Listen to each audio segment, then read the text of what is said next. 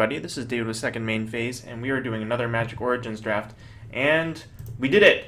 We got Nissa, Vaswood Seer, who is probably one of the better Planeswalkers in Limited. It's very easy to flip in Limited, you often get to that point in the game, and it's just a good value creature. Probably the only one that I would prefer would be Liliana. I think Liliana in Limited is quite good. But yeah, Nissa Vaswood Seer, very strong, worth a handful of ticks. It's going to be our pick here, which is a little bit of a shame because there are two other great green cards that we would love to be playing. Other cards in the pack, Fiery Impulse, Stalwart Haven. I wouldn't first pick a Dwynen's Elite, I think, ever, but it's a fine second or third pick if you know you're going that direction. Citadel Castellan and Blood Curse Knight are both very strong, but it's pretty obvious here. We're going to take the Planeswalker, and we're going to be happy for it. Alright, so we're going to follow that up with nothing in green. Our options are Towergeist, Suppression Bonds, Read the Bones, I think, are the three best cards in the pack. Celestial Flare is fine. I think the pick here is Suppression Bonds. Suppression Bonds, I think, is one of the best common removal spells in the format. And while Towergeist is powerful and Read the Bones is powerful, I think I'd rather just take the safe pick and take the removal spell. Also, I'm a fan of green-white. I think it's a great archetype because base green, your commons are very deep, and you can pick up some of the key white cards, even though white gets a little bit overdrafted. Like, you don't need to be base white to make green-white very strong. So I'm going to take the Suppression Bonds here. See where this goes. Alright, so kind of a weak pack overall. The best cards here are Gearper Gearcrafter, which may be the best card in the pack. But there's Llanowar Empath, Elvish Visionary, and green, and I think I want to push green to play with Nissa. I haven't gotten the chance to play with her in Limited, so I'd really like to do that. And then there's a Fleshbag Marauder, which is just okay. Here, I think I can just take the Elvish Visionary. Having these in your deck makes it just run a little bit smoother, and while Llanowar Empath is a higher power level, often in the format you get sort of jammed up at 4, like on your curve. So it's like pretty easy to pick these up, basically whenever you want. So yeah, I'm gonna take the Elvish Visionary. It's a little bit worse than the Gearcrafter, but yeah, I wanna make sure that we get to play this. All right. Well, now I'm kind of wishing I took that Gearcrafter because Zendikar Incarnate is a very, very powerful gold card, and it's gonna be my pick here. I like hedging on these. Like, we're not passing up much here. We could take like an Enshrouding Mist or like Orchard Spirit in our colors.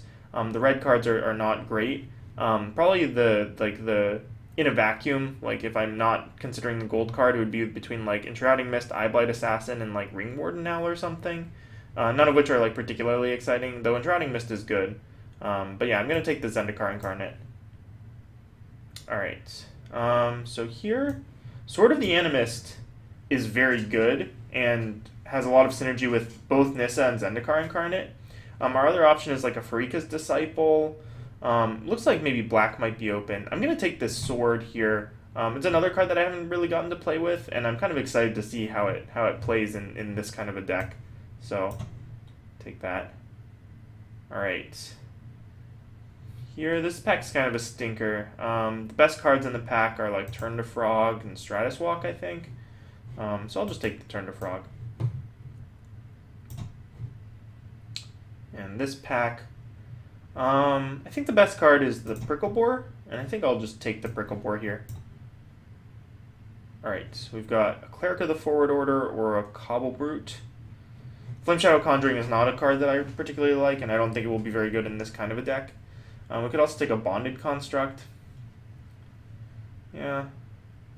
Like, there's no guarantee that we're red, and I don't think Cobble Brute's particularly good, and if we end up white, I'd rather have the Cleric, so I'm going to take the Cleric. Alright, wow, so this is a pretty strong signal here. I'm going to take the Stalwart Haven. Stalwart Haven is very, very good. So maybe we will be white. Maybe other people are considering that white's not open either. This pack, Gather the Pack could be okay, though I haven't really enjoyed playing this card very much. This is Pilgrimage is interesting, but again, not the card that I really want. Hallowed Moonlight probably isn't limited worthy, So maybe I just take like Stratus Walk or something. Yeah, let's take the Stratus Walk. I don't know. That pack was sort of a weak overall. We'll take this Charging Griffin. That's a great late pickup. Looks like white might be open from this direction. Like usually the white dries up really fast, so yeah, I don't mind this. Right now it's not looking like green was particularly open, but I think we can still probably make this work. You know, like in pack 2 we'll probably get shipped a lot of green, and like green is kind of deep, so like we missed out on a lot of like the green 4-drops, but I think we can just get those pretty easily anyway, so I'm not too concerned. I think the chances that we go like white blue or white red are fairly low unless we open some sort of a bomb or get sort of pushed in with really strong cards. I think here we're much more likely to just go white green. Like our white cards are very good. Like Cleric is fine, and Charging Griffin is also like fine, and Stalwart Haven and Suppression Bonds are premium commons. So, and getting the Stalwart Haven really late suggests to me that might be open. I'll take this Mage Ring Bully on the off chance that we do decide to go red. Also, like having a Sword of the Animist in the deck does enable us to splash a little bit easier. So we can see, you know, if we pick up a late Evolving Wilds or one of the dual lands, we may be able to like splash the Zendikar Incarnate, or some other card, or maybe we end up like white red and we end up splashing like Nissa and the Zendikar Incarnate or something. Here I'll take the Titan Strength. Titan Strength is a better Magic card than Gythian's Tactics for sure. Like I'll play a Titan Strength in most of my red decks, and like depending on your deck, you can sometimes play 2. Like if you're like Mage Ring Bully deck or something, like really aggressive low curve topping out at like 4, then you can play like a couple Titan Strength, and it's actually, you know, really good. You know, like if you're really aggressive, you can make your Titan Strengths essentially into Lightning Bolts, or even better with Prowess, and like that's where you want to be. Like defensive Titan Strengths are just so miserable because most of the time that means that either you're barely trading up, you know, you're trading your 2/2 to eat another 2/2 or a 2/3 or something, or you're 2-for-1ing yourself, which, you know, that's never good. All right, what do we got? Let's get a Kythian here. Languish. Oh man, look at this pack. Holy cow. Languish, Possessed Scab, Whirler Rogue. Well, somebody's going to have a really nice time with this pack. Safest pick for us is Cleric. Probably the best pick for us would be a Lightning Javelin. Yeah, I don't think I can move in here. Like, I guess I could take the Whirler Rogue and like we have a Turn to Frog and a Stratus Walk.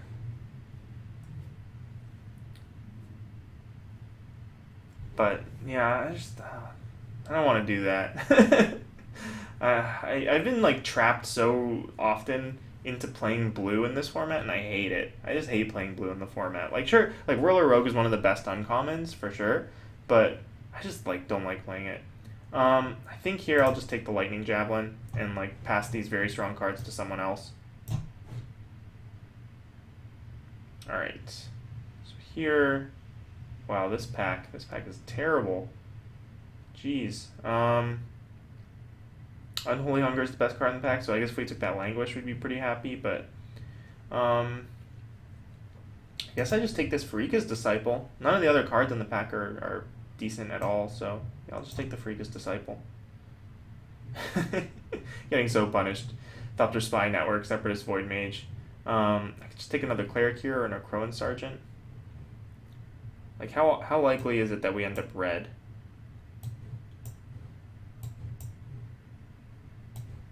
Red is decent.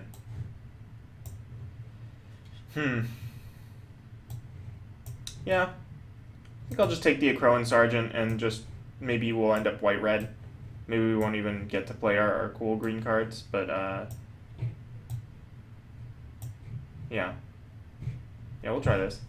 Like, the problem was that in pack one, we didn't cement any one color because, you know, we just didn't get the opportunity to. And now we have sort of three shallow colors. And in that spot, it's really hard to just move into a fresh color. Because if you try to just move into a fresh color, my god. Oh, man. Yeah. I mean, yeah, if we had moved into black, our deck would be great, but, like, no point crying over spilt milk now. I think I just take this Vastwood Gorger here.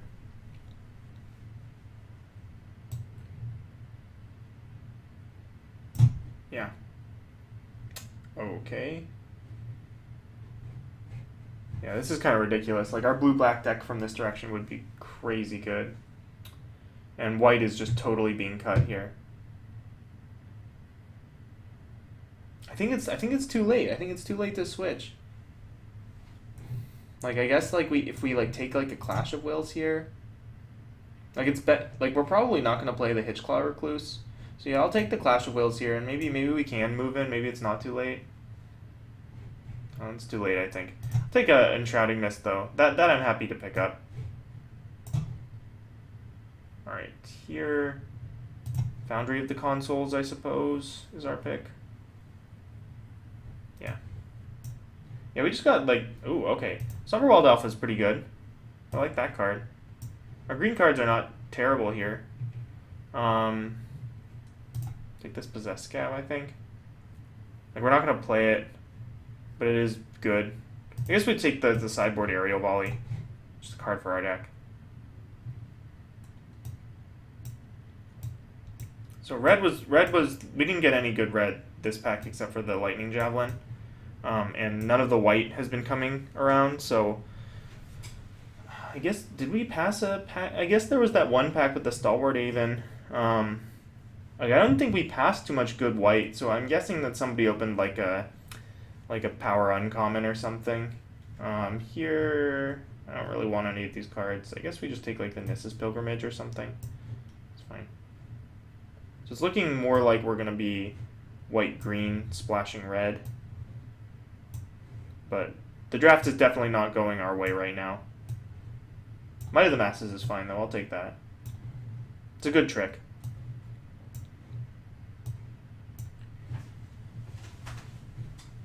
Take this Volcanic Rambler. All right, so yeah, we're in some trouble at this point in the draft. Definitely, things could be going a lot better. Like, sure, like, maybe I should have just taken the Languish and then just moved into black, but having no black cards after pack one and, like, being sort of not cemented into any one of our three colors, I think was pretty rough for us. Alright, well, there's a Jiraga Invocation in this pack, and that card's really strong. So if we can just fill out our creature base, which we're pretty close to, I think, like, we're just going to go white-green, try to get there that way. Yeah. Jiraga Invocation's really good. Second Zendikar Incarnate. Yeah, so we probably can't play Foundry of the Consoles if we want to splash these, but I think they may be worth splashing in this deck with like Sword of the Animist, like Nissa and like, yeah. Like the other thing is, like, if I don't take this, what am I taking? I'm taking like Llanowar Empath or like a Yoked Ox, and like neither of those cards are what I want. So yeah, I'm going to take the second Zendikar Incarnate. We're going to find a way to splash these. Take another Suppression Bonds here, though. Our curve is now becoming kind of an issue. Like, we could take this Rune Servitor, but Suppression Bonds is just enough better that I'd rather have it.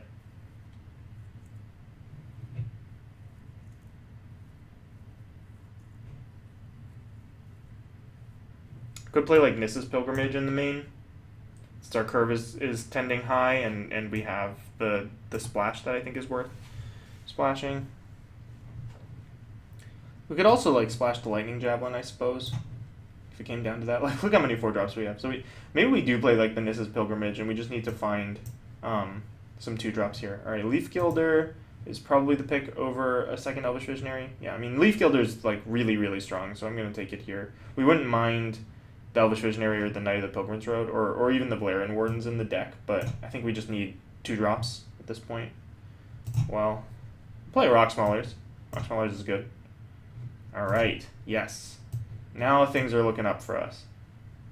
Tome Guide Heart Beast, I think, is our pick here. Yeah. Like Oromancer doesn't really do much for us because the suppression bonds, I've just found they never hit the graveyard, whereas Heart Beast tutors up the suppression bonds. So even though like our curve is not great, I think that this is okay. Like if we can just pick up some late, random 2-drops and like an Evolving Wilds, I think we're gonna be in really good shape here. We may have to like cut the Lightning Javelin. Like I really want to play these Incarnates. I think they are that good. I think they're definitely worth the splash, especially having like a Sword of the Animist in the deck, and like we already are trying to ramp with like Nissa and stuff. So, I think they're powerful enough to get there. We just need to make sure that we don't lose in the early game. So like if we can wheel like a Cleric the forward order or 2, then I like where we are. But yeah, Lightning Javelin might not be worth the splash because you really want this like close to turn 4, or just in a spot where like it doesn't kill very worrisome things. It just kills like kind of mediocre things. And so if we don't get it on the splash, then it's probably not worth it. I'll take another Enshrouding Mist here. It's good. It's playable. It's cheap too, so like you can certainly have a turn where you stabilize and you like play the Zendikar Incarnate and you have 1 mana up or something, and then your opponent, like if your opponent has a removal spell, you get wrecked. But like you can save it with a combat trick, then it's worth it. But yeah, I think to make this deck great, we would need like 3 more 2-drops and like a way to like splash the Zendikar Incarnate a little easier. All right, well there's one. We're gonna get there. I have a feeling. This is a fine 23 right now. Probably cuts like Might of the Masses is not as good as Enshrouding Mist in our deck. We just don't have a lot of ways to put bodies on the board. So that's probably what we'd cut at the moment. We could also cut like Vastwood Gorger, I suppose. It's not like we have a lot of big butts in here anyway, and it's kind of expensive. Though maybe it's just something like the Nissa's Pilgrimage. Like I don't like playing this card, but I think it's fine in our deck. I'll take this Yoke Dox. I could see siding it in, or maybe even playing it in the main. Like just if we just like put a Yoke Dox down and then hit our land drops, like this deck looks fine. So maybe that's what we do. But I think I can safely cut this Might of the Masses. We have enough instant speed interaction in white. So yeah, it was kind of a weird draft for us. Like we cut this Calculated Dismissal. We had sort of a rough time figuring out our colors, partially because we really wanted to play Nissa, and I acknowledge that, like I definitely showed some favoritism there, but also because like the second pack was just really strange for us. Like we got sort of forced into like the best cards in every pack were blue and black, and we were nowhere near blue and black, so yeah, it was just some strange signaling for us there, but I think the deck came out fine. I wouldn't say that this is like a great deck, but it's definitely fine. 8, 7, and 2. What do I think of that? 8, 7, and 2. I think that's fine. With Sword of the Animist and a main deck, this is Pilgrimage. I think that's okay. We definitely want to be base green, but have some early white. In that case, maybe can we afford the 1 mountain? Like we're splashing for 2 cards, and we have 2 main deck ways of tutoring up lands. And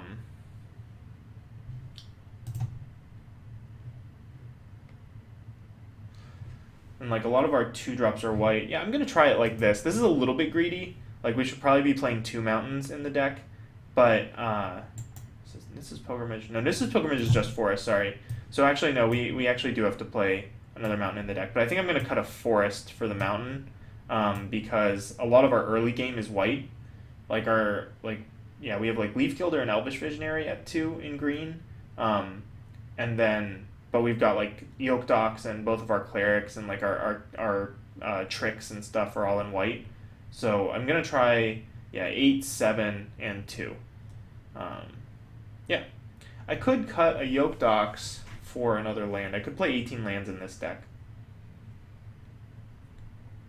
That actually might be reasonable.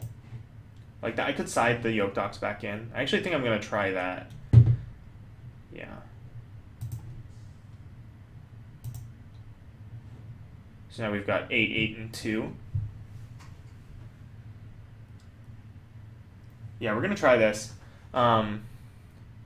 It's possible that like, let's look at our curve. It's possible I should be playing Yoke Doxes, but like we've got 4 2-drops and like a couple of 3-drops that are decent at blocking. So yeah, I'd rather keep like the power level high and just like hope that we hit our lands. Like, because I think if we get into the mid to the late game, like this deck is very good. So we like the card quality is very high. So we don't need to. We don't need to like play a card like a Yoke Dox, I think. I guess we could like cut the Vastwood Gorger for a Yoke Dox if we're just worried about the early game.